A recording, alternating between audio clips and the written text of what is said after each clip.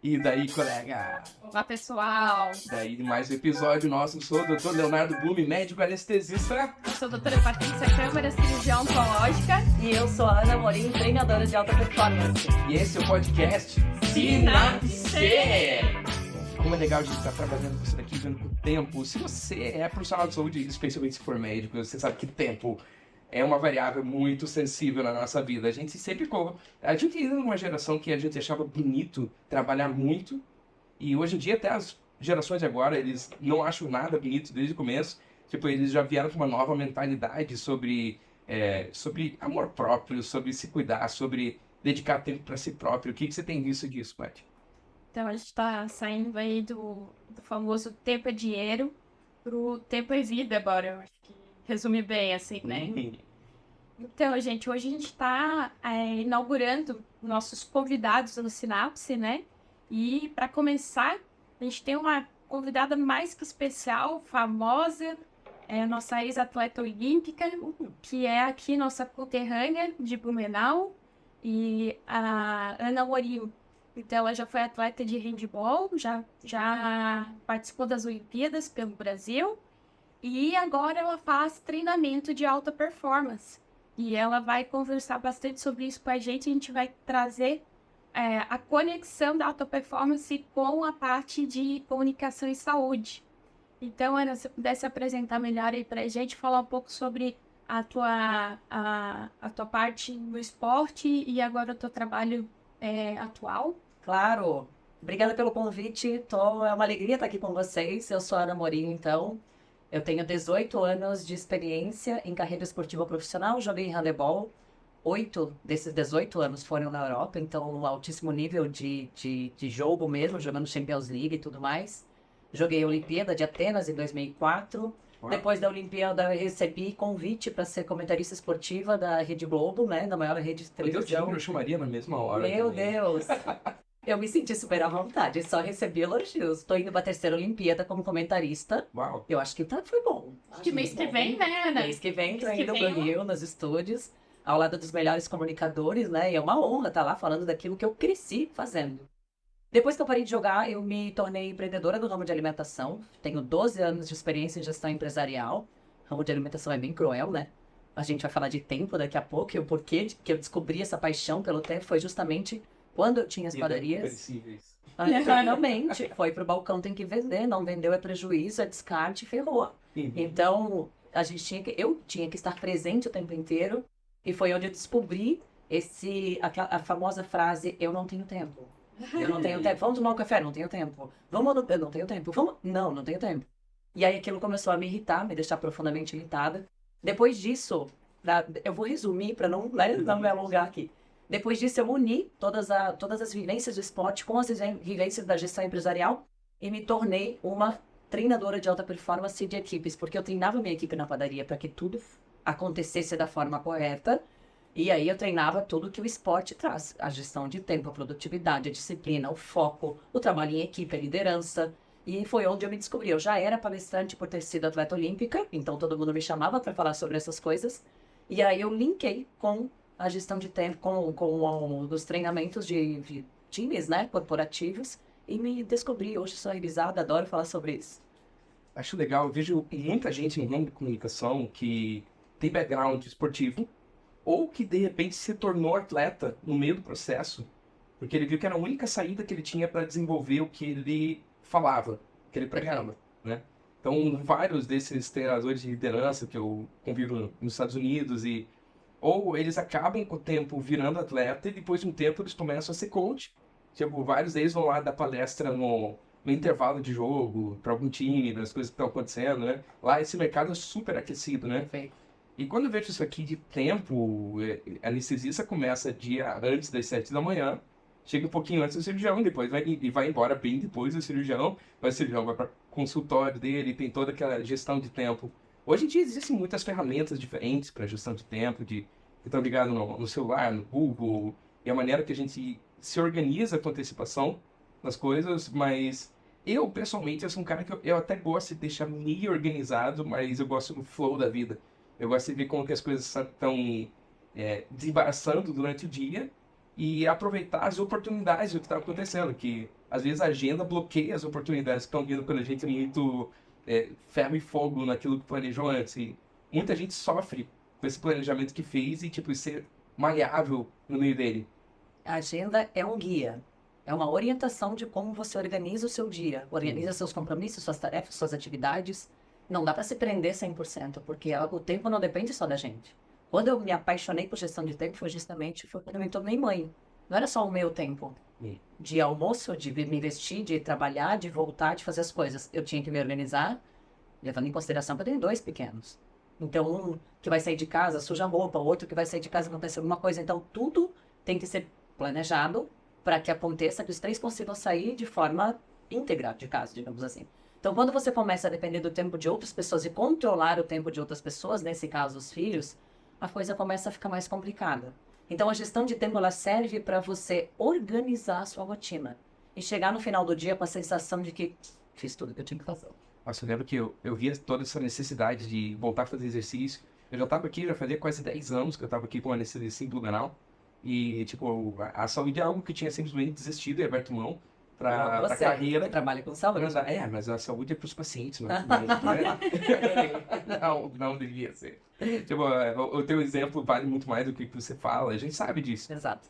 E eu lembro que eu cheguei depois quando eu tava quase desistindo da vida em si já, no ano passado eu tava tentando, do personal, ele tava me pegando pesado, Léo, você tem que fazer, Léo, você tem que fazer, Léo, você tem que fazer. Acho que desde o ano retrasado, na verdade. Até que ano passado, em outubro, eu decidi, cara, eu vou começar a treinar todos os dias às 5 da manhã.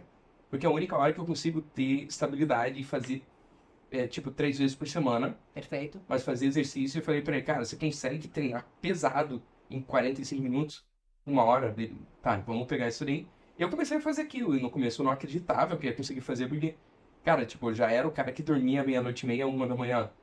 Tive que mudar o meu hábito de sono, colocando as crianças na cama e pensando, quando eu colocar as crianças na cama, eu vou tentar dormir ao mesmo tempo. E a minha maior produtividade mental, criativa, era de noite. Mas, cara, você tem que abrir mão de uma coisa para colocar outra, porque os cirurgiões não vão me pegar leve no meu horário, porque eu dependo do um horário que malabarismo. eles colocam. Sim. É um malabarismo, total. Porque a gente tem que escolher, né? Não é, você pode deixar acontecer, deixar rolar. E ok, tem quem se adapte dessa forma. Eu sou um pouco mais controladora, eu gosto de estar no domínio do meu tempo. Se eu deixar o dia rolar com o filho, com o trabalho, não vai dar certo. Então, assim, essa questão da higiene do sono é fundamental. A gente sabe que a gente dorme tarde. Acordar cedo para treinar, todo mundo acaba abrindo mão. Só que dentro do nosso tempo, a gente tem que organizar um tempo para a saúde, né? Porque a gente trabalha, a gente quer ser o melhor no trabalho e tal. A gente quer ser uma boa mãe, um bom pai, a gente quer ter aquele tempo de qualidade. Mas e aí, quem vai cuidar da nossa saúde? Só depende da gente. E se não priorizar na agenda, errou. Então... Imprevisto acontece, como é no favor, e o que a gente vê é que as pessoas que fazem melhor gestão do tempo, elas já colocam a previsibilidade dos imprevistos na agenda. Perfeito. E aí, como tu falou, depende da tua frequência e volume de imprevistos. Então, a pessoa que geralmente consegue cumprir melhor a carga horária, ele se avalia e consegue fazer as coisas mais justas, com menos tempo entre uma coisa e outra. Quem depende de filho ou funcionário, quando você depende do tempo dos outros, você tem que espaçar um pouco mais uma atividade da outra, já contando os imprevistos. E, por exemplo, hoje eu estava de sobreaviso, tinha que passar visita cedo, tinha combinado com a residente super cedo. Não, tinha combinado com a residência um pouquinho mais tarde, porque eu ia caminhar. Eu ia fazer minha atividade física antes de passar a visita. E aí, a hora que eu tava acordando pra ir caminhar, ela me liga que tinha uma emergência de cirurgia torácica, eles estavam precisando da ajuda dela, se eu podia ir mais cedo passar a visita com ela, porque ela tinha que entrar na cirurgia preliminar. Ou seja, já embolou o meio de campo. Mas daí tudo bem, né? Imprevisto acontece, emergência. Saí correndo, a gente passou a visita mais cedo. E aí ela foi pra cirurgia e eu caminhar depois, né? E daí tinha mais um monte de coisa pra fazer, caminhando e gravando e fazendo... A gente faz acontecer, não adianta. E essa é a grande graça do planejamento. Porque ele faz diminuir 40% dos imprevistos no nosso dia. No teu caso, é muito específico, porque depende da saúde de alguém, né? Alguém tá lá precisando de você, então fica um pouco mais complicado. Mas pra gente, o imprevisto, às vezes é alguém no trânsito, tá mais parado, parou no posto de gasolina, eu te falei hoje, né? Então, cara, eu fiquei quase 15 minutos parada porque tinha 2 carros que não saíam da frente. Então, são coisas que não são tão urgentes e tão importantes, mas acabam atrapalhando o nosso tempo. Por isso, o planejamento. Que ele dá essa liberdade de você ter no domínio, tu olha na agenda, tu sabe o tempo que tu tem para ir, pra, né, deslocamento e tudo mais, e da mesma forma tu conseguiu mudar a tua atividade de exercício para um outro horário. E tá tudo bem, essa flexibilidade é importante também. E só para pontuar aqui, a gente teve um episódio recente do podcast que a gente falou sobre sucesso e velocidade, Olha, que fala que liga bem, conecta bem com o que a gente está falando. Mas até a ideia, uma das ideias de trazer a Ana aqui para conversar com vocês é porque pensando em quem vai começar o seu trabalho no digital, quem vai começar, a gente sabe que médico já tem uma vida que não tem tempo para nada. Então, a gente sabe que você médico não tem, já tá no que a Ana, tá na manga, né? que a Ana falou, não tenho tempo. E aí a gente está te propondo a começar um negócio novo, diferente, que vai dar trabalho, mas no começo, depois a gente se organiza, se ajeita, entra no fluxo, mas mais no começo dá mais trabalho. E aí você vai pensar, cara, eu até queria, eu entendo, realmente o negócio é importante, é legal, dá resultado, eu quero, mas eu não tenho tempo. E aí a gente está trazendo aqui alguém para dizer para você que se você achar que realmente é para você, se você quiser, se você achar que vai dar resultado, tem como organizar o tempo de quem não tem tempo para nada para fazer 2 coisas. e eu posso falar isso porque eu, além de empreendedora no ramo de alimentação, que era uma loucura, né? Não sou mais, mas era uma loucura, foi lá que eu aprendi a me organizar bem. Mãe de 2 filhos. Eu sou mulher que quero me cuidar fisicamente, mentalmente, eu quero interagir com as pessoas, eu quero continuar estudando, eu quero me aprimorar o tempo inteiro. De onde tiramos tempo para tudo isso? Quando eu comecei com essa história do digital, eu entendi a importância de estarmos o tempo inteiro conectados. Por quê? Dificilmente hoje você chega e entrega um cartãozinho de visita. O que acontece? Vamos lá em tal restaurante, o que a Paty vai fazer? Puf, vai abrir o Instagram, vamos ver o que tem no restaurante. Então, assim, quem não está hoje no meio digital acaba ficando um pouco para trás. É a melhor ferramenta que nós temos hoje para aparecer, para fazer negócios, para fechar vendas, para ganhar autoridade, para trazer um posicionamento para nossa marca, para nossa visão. E eu senti muito isso, porque eu já fazia tanta coisa, como é que eu vou tirar tempo ainda para fazer o digital? Pô, demora de fazer um conteúdo, criar um post, gravar, né? Em Reels, olha todo parafernália que a gente coloca aqui para poder gravar e fazer um material bacana. Então, assim, para isso a gente precisa ter tempo, né? E como fazer o tempo render para que a gente consiga conciliar a parte profissional, a parte pessoal, né? Casa, enfim, família, com essa parte do digital que toma um baita de um tempo também. Ana, eu estava pensando aqui, o que você consegue pensar sobre o desenvolvimento de novas habilidades que a gente pode precisar? Por exemplo, você está entrando no digital, a grande maioria do pessoal pensa, não tem essa habilidade e se for conversar, eu posso chegar, você não tem mesmo.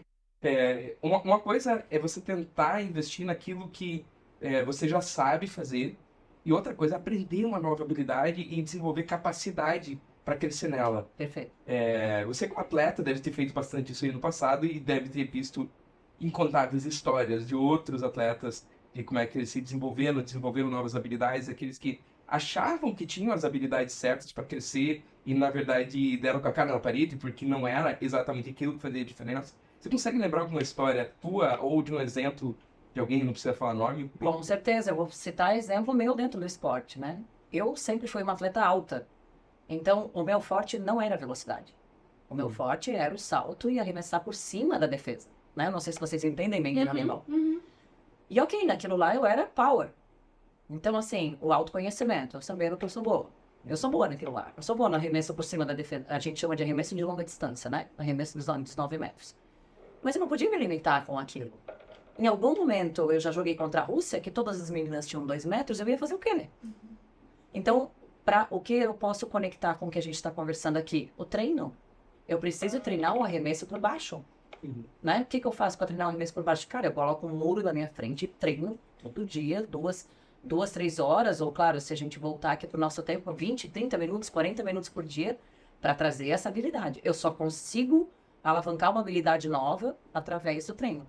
É muito dentro do esporte isso, né? Então eu quero melhorar, eu não consigo. Em algum momento vai me limitar. Eu só ser boa no arremesso a longa distância. Eu preciso treinar o arremesso por baixo. Então, trazendo para a nossa realidade, eu preciso ter a noção do que eu sou boa e dos pontos que eu tenho a melhorar. E nesses pontos eu vou buscar informação. A gente está aí com a tecnologia a nosso favor, né? A gente pode buscar estímulos, informação e conteúdo para dar com os pés para a gente poder agregar conteúdo, habilidade e competências novas no nosso portfólio. Isso, daí então a habilidade de vocês fazerem coisas específicas, né? Fazer novas atividades, ou velocidade, ou qualidade, ou como é que você produz aquilo ali. E acho que o termo mais amplo para isso daí é capacidade. Capacidade, ele envolve todas as habilidades, né? Perfeito. E expandir a própria capacidade de fazer você multitasking, você faz um monte de coisa, já fez um monte de coisa e continua fazendo até hoje. Então, a capacidade, como é que você aumentou na tua vida a tua capacidade geral de fazer coisas? Eu acho que o domínio da mente, né? Primeiro começar com o entendimento de, ok, eu quero, é uma escolha. Eu quero e posso aprender. A partir do momento que eu quero e posso aprender, eu vou para cima de entender de que forma eu posso fazer. Se eu sei que eu quero, eu posso buscar o como. Então tem que estar muito dentro daquilo que a gente entende como vontade e desejo para poder ampliar essa capacidade, é dominar a minha mente, colocar uma mensagenzinha ali no nosso cérebro todo dia de manhã que ok, é isso que eu quero. Alguma vez o teu talento natural te limitou a tua capacidade? Tenta pensar desse jeito, assim. Às vezes a gente se vê tão bom em uma coisa e a gente tem uma expectativa de ser tão bom quanto em todas as outras e, na verdade, acaba perdendo muito a capacidade. Eu já tive várias experiências minhas e de outras pessoas que eu estava liderando, e ele ser muito bom em uma coisa é aquilo, às vezes, ser um teto. Ele tinha uma trava. Você consegue lembrar de alguma situação que o teu talento foi uma trava para a capacidade para desenvolver outras habilidades? Agora, eu não recordo nada de imediato assim, mas quando a gente for conversando, eu vou pensando para trazer algo para vocês. Mas esse exemplo que eu dei agora do time da Rússia foi um exemplo muito claro. É óbvio, é o esporte, né? Tem que tentar linkar com o que a gente está vivendo aqui na realidade. Mas assim, a hora que eu vi que eu só era boa naquilo ali, cara, e agora? Perdemos o jogo, eu era atleta principal ali daquele time. Perdemos o jogo porque eu não tinha a capacidade ou a mentalidade de dizer que não, eu vou tentar por aqui. Eu fiquei com medo de tentar por baixo ali mesmo. Então não sei se é um exemplo, mas o que me veio em mente agora... E o que deu desse jogo? Perdemos, lavada. A Rússia já é forte naturalmente. A Rússia já é uma potência gigantesca. Na minha época de atleta era muito maior do que é hoje. E, pô, mas se eu pudesse fazer uns gols, ajudava, né? Eu era artilheiro do negócio ali e não consegui fazer gol. O time tomou No intervalo desse jogo, como é que foi a equipe? A equipe desanima, né? Quando vê que tá perdendo de lavada. Já no intervalo, chega o treinador dando uma mijada, né? Bronca, vamos, aquela loucura toda. E a gente vê que a gente tá limitado dentro daquilo ali que a gente sabe fazer. Acho que é um dos maiores exemplos, assim. A gente voltou pra quadra arrasada e aí a oportunidade que um time preparado como uma Rússia tem pra passar por cima mesmo. Qual que você acha que é a postura certa de um treinador, do coach, de pegar esse intervalo e como é que ele aborda? Lógico que cada situação é uma situação diferente, ele sabe às vezes de conflito entre jogadores, uma que tá brigado com a outra, alguma coisa assim, né? Que é a maneira que você lidera a equipe. O que você viu que seria mais legal de ter sido a abordagem no intervalo daquele jogo? O treinador tem que conhecer muito cada atleta. Às vezes, se eu chegar em você, te pegar pela camisa e falar, vamos, caramba! Tu vai, agora eu vou. Vou meter ficha. Tem gente que é do desafio, Tem né? gente que é o contrário. Se fizer isso, vai chorar, vai sentar e chorar. Especialmente meninas, né? Então, assim, eu tenho muito da manha do treinador entender o estilo, o perfil da atleta. Eu era aquela que me desafiava. E que me colocava na cabeça assim, cara, tu tem noção do quanto tu é boa? Vai lá e faz o que tu sabe fazer, só isso. Né? Vai lá. Então, dependia de cada uma. E tem treinador que tem essa manha, tem treinador que não tem. O cara que não tem, ferrou, porque vai desanimar todo mundo ali e já era, né? Vai muito de tu ter um mentor, uma pessoa que tu confia. Pra te dar um choque ali e dizer, cara, acorda pra vida. E aí, tu acorda e vai. Não, ele vai ter que fazer um discurso mediano do grupo e daí pegar um ou outro individualmente e falar diferente, né? Ou mais voltado pro jeito da pessoa, ou mais voltado, por exemplo, escolher alguns que sejam ponto-chave para a vitória, assim, né? Ou a pessoa que ele sabe que a fala dele vai fazer diferença. É uma leitura de jogo. Uhum. E às vezes o treinador vai olhar pra você e sabe que tu pode render, entregar mais numa certa situação e ele vai saber usar o gatilho certo pra te ativar. Então, eu já peguei treinadores excelentes, que olhavam, não precisavam falar um A. No olhar eu já sabia o que que era. E peguei treinadores que não tinham essa manha de entender o que todo mundo precisava. Então, é óbvio, acaba perdendo por uma falta de liderança ali no negócio. Porque a gente confia neles, né? Querendo. Porque o cara é tático, só que ele precisa, além de ser tático, ele tem que ser estratégico e logístico. São três Exato. facetas Exato. disso daí, mas ele tá conseguindo ver e desenhar. Corre mais pela direita, você vai pra ela lá, bloqueia aquela outra, aquela que tá ali, não deixa que ela jogar, vai em cima, quebra, Exatamente. tipo o Neymar. Estratégia de jogo, né? Quebra ali, tem isso daí, mas tem essa empatia. Paty, você tem lidado bastante com equipe de digital, tem visto isso daí, até ido em bastante eventos de lançamento e produção. O que você enxerga disso, de você liderar uma equipe digital, falando para um médico que está acostumado a liderar, às vezes, sei lá, tipo, uma equipe de secretárias, de enfermeiros, que tá ali junto, e quando ele entra no digital, ele vai às vezes lidar com uma rapaziada de 20 anos de idade com outro mindset completamente diferente, que está acostumado a sair de uma equipe para outra, e aquela rotatividade que tem no digital. O que você enxerga disso? Tipo, tua equipe tá indo legal, tua equipe não tá indo legal? Então, um ponto fundamental para quem não tem tempo sobrando, na verdade acho que ninguém tem, mas médicos com já zero tempo, um ponto fundamental para conseguir fazer andar um planejamento novo, um trabalho novo, uma coisa nova, é conseguir apoio, né, equipe. Então, geralmente a gente, da área da saúde, já consegue de cara já um financiamento, não é tão difícil. E aí a gente pagar pelo tempo dos outros, às vezes ajuda muito. O difícil é você encontrar a pessoa certa. Aí é que tá. No digital tem uma situação que geralmente o pessoal da saúde começa com agências e que você pode dar sorte, achar uma agência ótima e dar sorte. Mas na grande maioria das vezes, a agência vai te ajudar a sair do zero, melhor que nada. Ela te faz entrar numa certa frequência, fica pegando teu pé, te pedindo material, e meio que te obriga a manter uma certa frequência, mas ela tem um limite de não ser tão pessoal, né? Ela tá fazendo aquilo para muitas equipes, muitas pessoas, então tem a dificuldade no setor pessoal.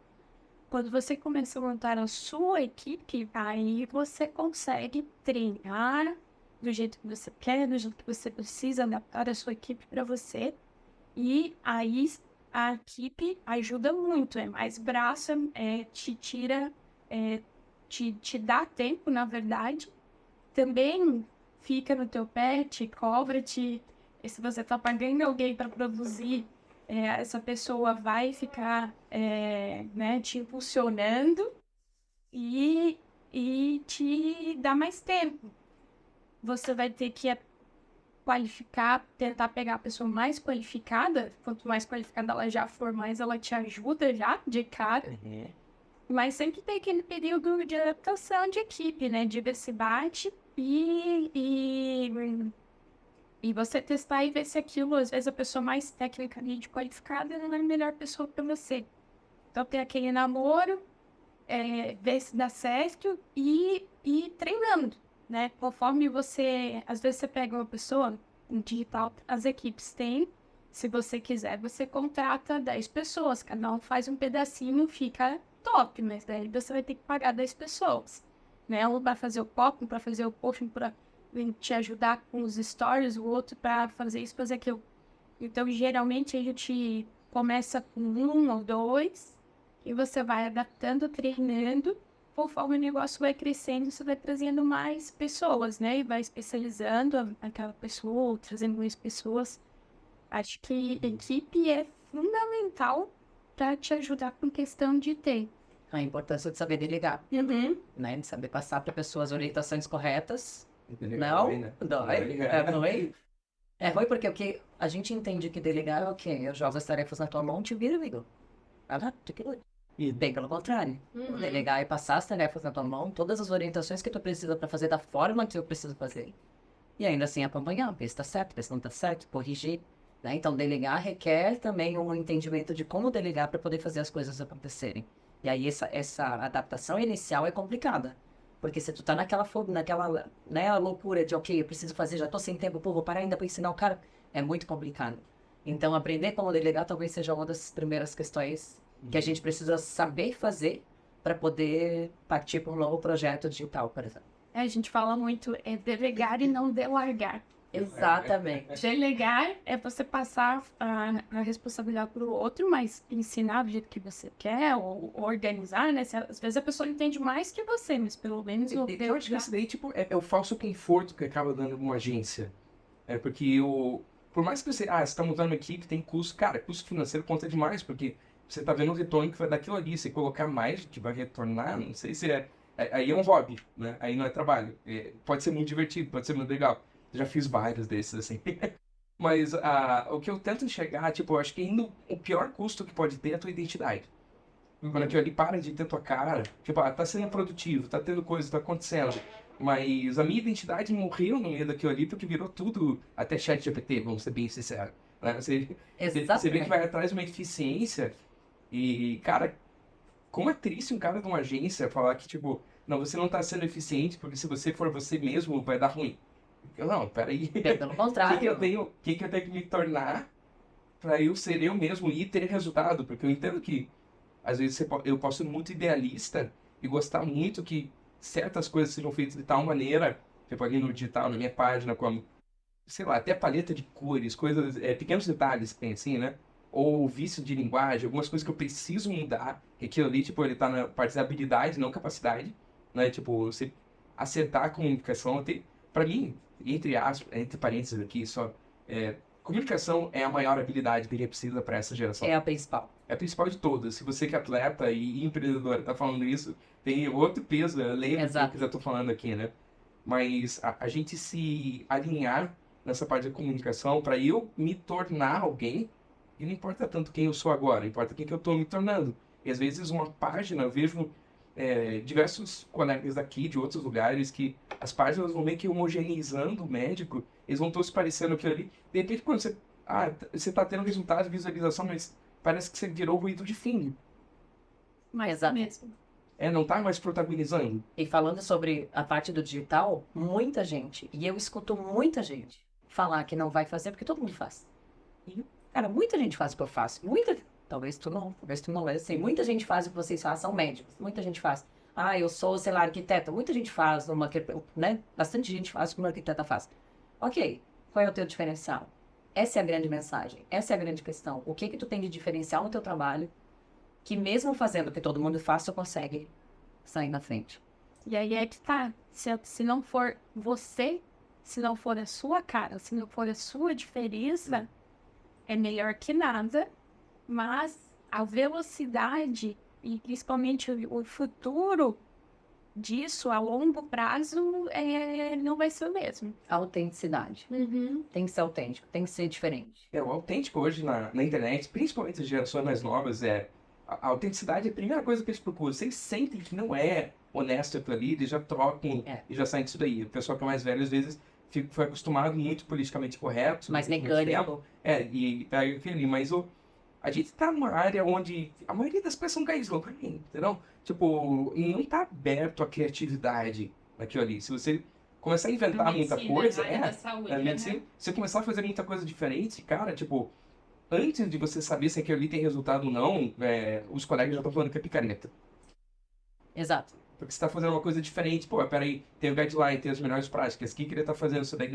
Ele segue aquele tal influenciador de São Paulo, americano, ou de algum outro lugar, ele tá fazendo as coisas diferentes, isso aqui não tem base científica, cara. Ele passou anos ali, tipo, debaixo de um cheque do siga a ciência, e ninguém sabe o que era ciência. Hoje em dia, o cara que era a voz da ciência tá perdendo todos os debates no fórum, né? Então, tipo, o poder daquilo que é o certo, porque a gente tá comunicando isso daí, ele tá muito frágil. Então, eu acho que se você faz a mesma coisa que todo mundo na tua clínica, o que muda? A maneira que você comunica. Perfeito. A credibilidade que você passa pela comunicação e pela empatia, pela disponibilidade que você dá para os pacientes. eu vejo isso no que acompanha da Paty, tipo, dela, a crescente que ela teve de seguidores e a linguagem com que os seguidores falam com a Paty. Eu acho isso maravilhoso, porque eles falam com a Paty como se fosse a melhor amiga. E é legal, é assim que ela se conecta, né? Ela traz uma autenticidade incrível. Porque ela fala sobre coisas, e a gente fez uma reunião recentemente para se conhecer melhor, porque a gente faz parte de um grupo forte de networking e a gente tem essa... não é uma obrigação, mas para eu poder indicar o trabalho dela, eu tenho que conhecer melhor e tal. E ela foi falando sobre o trabalho dela e o que, diretamente falando sobre o câncer, né? A quantidade de mitos, a quantidade de questões que eu entendia. Vou dar um exemplo, não sei, me corrija se eu estiver errado. Cara, teve metástase, morreu. E aí ela trouxe uma série de exemplos, né, de como isso não é real, de que forma isso deixa de ser mito e tem que ser abordado de uma forma diferente e tal, mas do jeito dela. E ficou tão interessante de ouvir, de falar que tu se conecta melhor, porque é uma fala simples, é uma fala autêntica e é uma fala que traz uma credibilidade sensacional. Então, eu imagino que essa crescente deva a isso, né, como a forma que tu passa toda essa questão de um trabalho que é técnico, específico, sério, triste, às vezes, né? Mas passa para as pessoas com uma credibilidade incrível. Eu fiquei encantada. Legal. Eu acho que é bem isso. Eu acredito realmente que eu tenho um dom de comunicação em vários níveis, né? Então, eu vou palestrar no comércio, é um tipo de comunicação, eu vou dar aula para os alunos, outro. Eu estou falando com colegas, outro nível, eu estou falando com o paciente. É outro nível, a gente tem que falar do jeito que a pessoa... A adequação da linguagem. Isso, exatamente. Mas na internet tu tens uma linguagem muito clara, objetiva e simples de entender. É incrível. Que é para paciente, né? Exato. Leigos, né? A maioria. Mas eu já fui criticada por isso, tá? Tem colegas que não falaram pra mim, falaram pros meus amigos tô falando que você fala as coisas muito por cima, muito superficial, muito, né, como resumisse muito. Eu não tô dando aula, não tô explicando, não tô querendo ensinar como, tá? Querendo que a pessoa entenda o que tá acontecendo com ela. E é um funil para a pessoa se conectar contigo. Às vezes aquela informação mais simples e mais clara é o que vai fazer a pessoa, peraí, deixa eu fuçar mais e ver se eu acho mais informação. E aí, de repente, tu traz um vídeo um pouco mais aprofundado sobre o assunto. Porque não adianta, gente, a rede digital é atenção. Tu tá ali, se tu não chamou atenção nos 3, 4 primeiros segundos, já era. Então, a pessoa tu conecta através de uma informação simples, chamativa, né? E aí depois... Eu tive muita dificuldade para entrar nisso daí, porque, cara, eu não gosto muito de me adaptar a padrões, assim, então eu tinha essa ideia do gancho, o flow e como é que você dá o engajamento naquilo ali. E, cara, quando você não segue essa regra, não adianta, né? A coisa não conecta, não tem jeito. Eu lembro de um vídeo que eu fiz de cesariana, que o pai começou a chorar desesperado no meio da cesariana, depois que nasceu o nenê e tal, e daí, tipo... Eu puxei o cara pro canto e falei, cara, vamos fazer um negócio tipo documentário. Conta a tua história aqui no meio ali da coisa acontecendo. Só que o cara já tava todo chorado, ranhento, máscara, toda molhada, assim, sabe? Acabei pegando aquele ali como gancho. Cara, aquele ali, tipo, hoje tem 10 vezes mais visualizações do que os outros vídeos. Do que começa com o cara ali, depois faz um flashback e começa o vídeo da cesariana passando ali do lado. Então, esse daí eu segui essa regra, que eu não queria regra, que eu não gosto de regra. Mas funciona. Sim, porque eu tô competindo com outros que fazem a regra. Então, o que a gente vê em médicos, tantas vezes a gente cresceu vendo médicos falarem para médicos. Então, é engraçado como existe um bloqueio e muitas vezes o médico, quando chega na frente do microfone, ele vira uma outra pessoa. Ele muda a linguagem, ele muda a postura e, na verdade, eu acho que a internet não tolera isso. Por mais que na nossa geração isso demonstrava um respeito, demonstrava autoridade naquilo que estava falando, hoje em dia a autoridade tem que fluir da tua conversa normal que você vai ter. E é assim que você se comunica com a geração mais nova. E às vezes é até baixar um pouco, né? Porque às vezes a nossa conversa normal, geralmente, com amigos, mesmo amigos, são pessoas da área da saúde, com instrução diferente. Então, mesmo numa conversa minha de churrasco, geralmente eu falo, quando eu vou falar de medicina, oncologia, até com a Ana. Né? Eu falo num nível que eu sei que ela vai me entender. E às vezes, quando eu vou falar para o público em geral, para os pacientes, eu sei, aí já vai um pouco de você autoconhecimento do público, né? Eu sei que grande parte do meu público do VC Câncer é paciente de baixa renda, baixa instrução. Então, eu conversar do mesmo jeito que conversei com a Ana, muita gente já não vai entender. Então, eu tenho que conversar mais explicadinho, mais claramente e, às vezes, ludicamente. Às vezes, eu tenho que trocar, por exemplo, um lúdico, colocar, né? E aí que eu acho que, geralmente, os colegas... mas você tá desenhando coisa que não é exatamente assim. Claro que não é exatamente assim, é muito mais complexo. Só que aí, se eu for explicar o que é, as pessoas não vão entender. Então, eu explico um jeito parecido, lúdico, para que o paciente mais simples, o mais simples, possa entender. Tem uma regra, nisso entra que a gente tem que ser fiel, a gente tem que ser autêntico, mas entram as técnicas. Para tudo se tem técnica, e a gente sabe que uma das técnicas que para aumentar visualização, aumentar audiência no Instagram, é que isso é passado, né? A gente tem que falar como se estivesse falando com uma criança de 8 anos. Essa é a técnica. Você precisa comunicar como se estivesse comunicando com uma criança de 8 anos. Porque essa é a média de todo mundo que está te ouvindo, para poder entender. Bom, um dos caminhos que eu mais gosto de técnica, que eu estudei bastante frequência de comunicação, né? Eu já falei bastante com você sobre isso daí. Na verdade, a gente seleciona o público pela frequência com a qual a gente está falando. Quando se fala com pacientes e se usa a frequência healer, frequência de curandeiro, de curador, assim, né?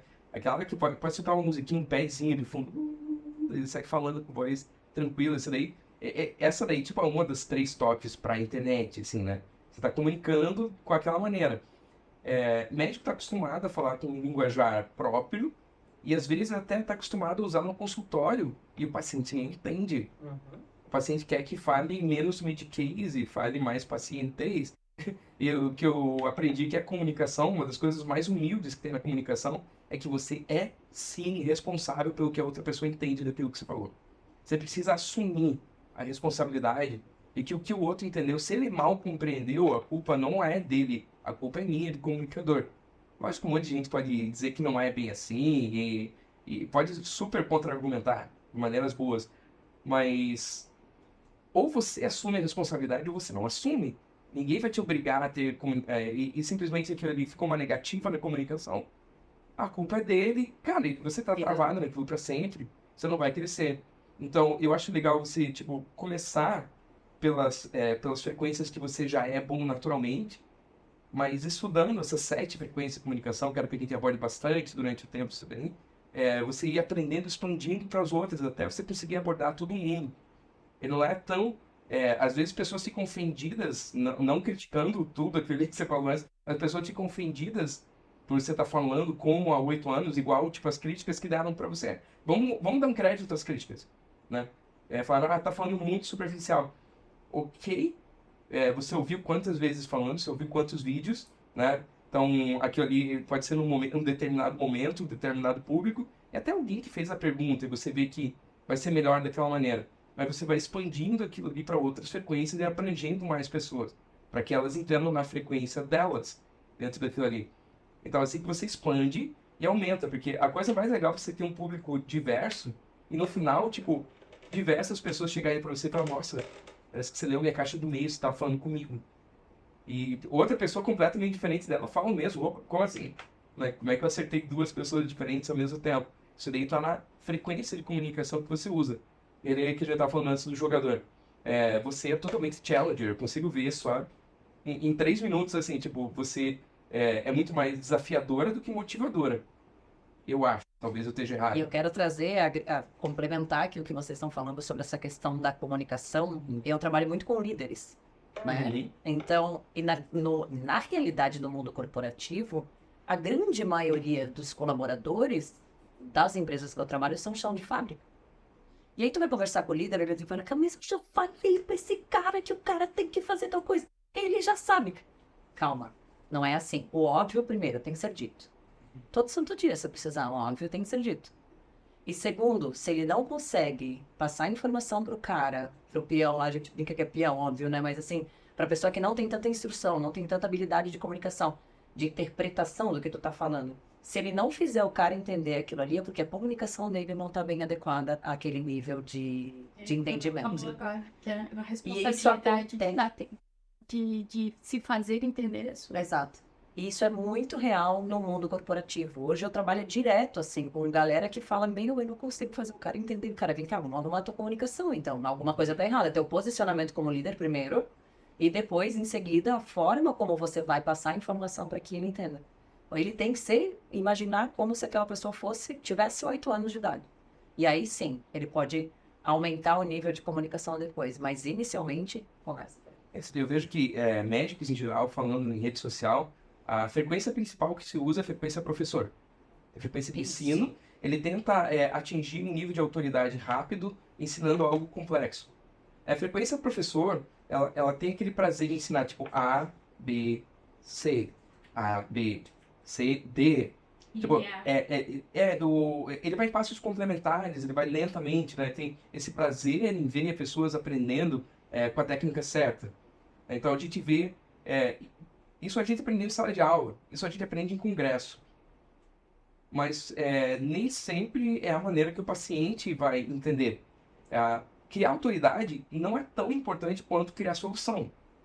Perfeito. Você gerar solução para o paciente é o que ele está procurando ali. Ele não está procurando se é um médico confiável, que ele realmente sabe as coisas. É claro que isso importa demais.